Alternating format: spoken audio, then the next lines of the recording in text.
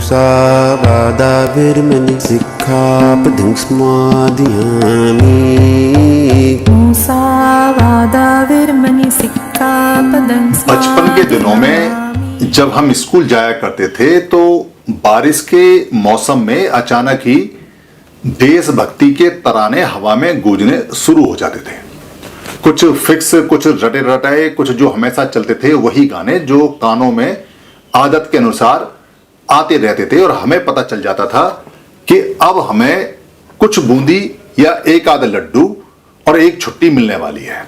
ये बच्चों की उस समय की खुशी होती थी, क्योंकि 15 अगस्त आना है और 15 अगस्त का हम इंतजार करते थे। अगर इतवार ना पड़े तो हमारी खुशी का उस समय ठिकाना नहीं, और हम 15 अगस्त को सुबह तैयार होकर जाते थे और समय से पहले स्कूल पहुंच जाते थे, क्योंकि उस दिन हमारी छुट्टी होनी है और हमें पढ़ना नहीं है।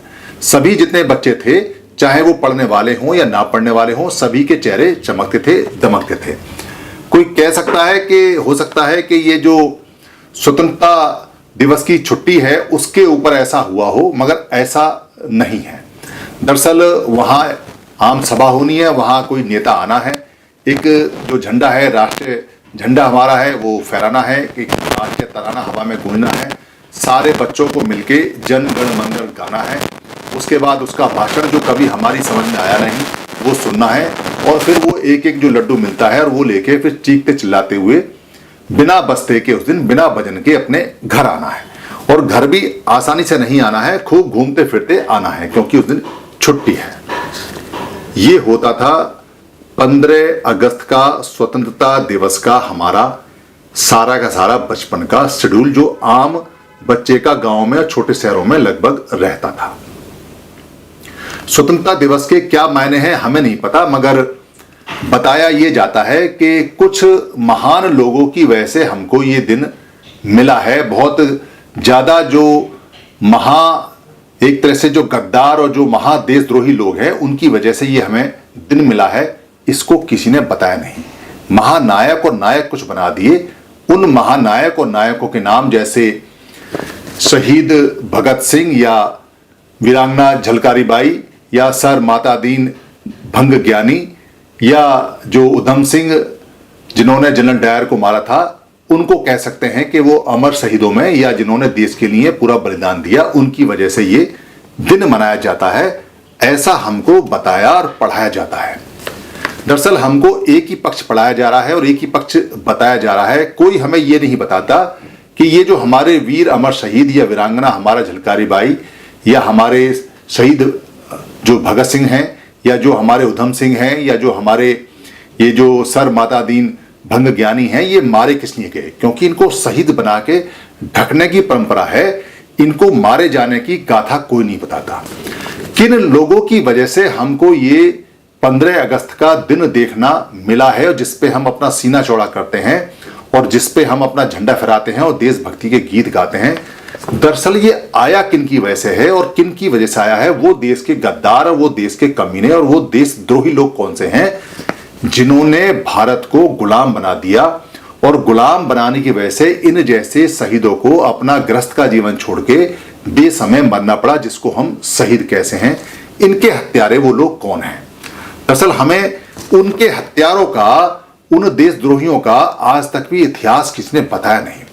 पिछले 10 साल से मैं लगातार ये क्वेश्चन उठा रहा हूं, 15 अगस्त के गद्दार कौन है, 15 अगस्त के देशद्रोही कौन है, 15 अगस्त के जो ये कमीने लोग हैं वो कहां छुपे हुए हैं, उनके वंशज कहां हैं, उनके घराने कहां हैं, वो क्या कर रहे हैं आज के देश में, क्या वो आज भी इसको लूट रहे हैं? अगर आप बुद्ध के समय, बुद्ध से पहले के समय या बुद्ध के बाद में समय जाएंगे तो बुद्ध के पहले में जो मातंग राजा होते थे वो एक युद्धारे थे, जंगल में रहते थे। धम्मपद ऐसा बताता है एक गाथा के अंदर। बुद्ध के समय आपने देखा है बुद्ध ने कितनी कितनी बुराइयों के लिए लोगों से लड़े हैं, मरे हैं, और कितने लोगों ने उन पर हमला करने की कोशिश की है।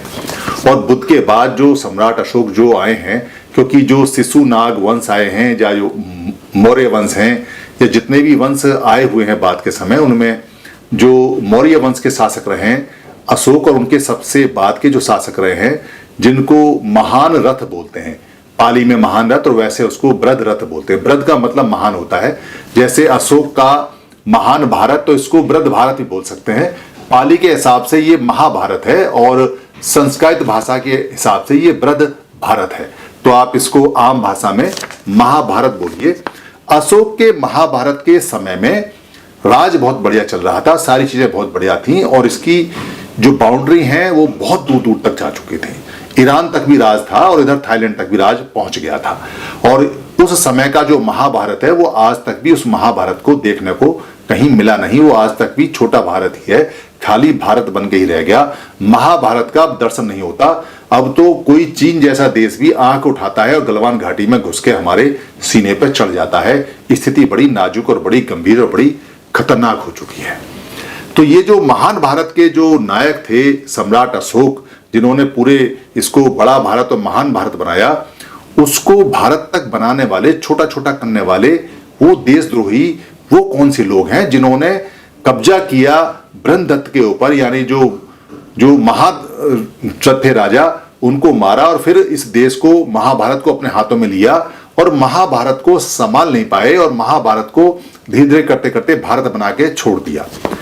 और इतने सारे लोग आए, डच आए, फ्रांसीसी आए, अंग्रेज आए, पुर्तगाली आए, अरब आए, मुगल आए, इतने सारे बाहर से इन्वेडर्स आए। वो सारे आ कैसे गए? वो लोग जिन्होंने शासन लिया, शासक लिया, वो लोग कौन थे और क्यों उन्होंने बाहर के लोगों को अलाउ किया? क्यों बाहर के लोगों को उन्होंने कुछ नहीं कहा और आज तक भी उन्होंने कुछ बताया नहीं? और क्यों उनकी बातें इतिहास में छुपाई गई?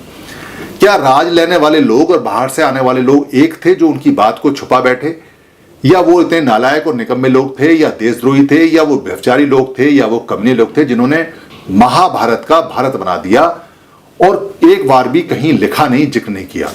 ये इतिहासकार कोई नहीं बताता कि वो समय कौन सा है जब सम्राट अशोक के पोते यानी जो बृहदत्त हैं, जो महारथ हैं, उनके बाद में शासन जिन लोगों ने लिया वो शासन को चला नहीं पाए। तो उनकी इनकम्पिटेंसी, उनकी नालायकी, उनकी देशद्रोही, उनके धोखेबाजी क्यों नहीं इतिहास के पन्नों में आई? वो इतिहासकार कहां चले गए? वो इतिहास कौन ढूंढेगा, कौन बताएगा उस इतिहास को कि भारत के 15 अगस्त के जो देशद्रोही हैं, भारत के जो 15 अगस्त के देश को गुलाम बनाने वाले जो महागद्दार लोग हैं, वो लोग कौन हैं और वो भारत में कहां छुपे बैठे हैं?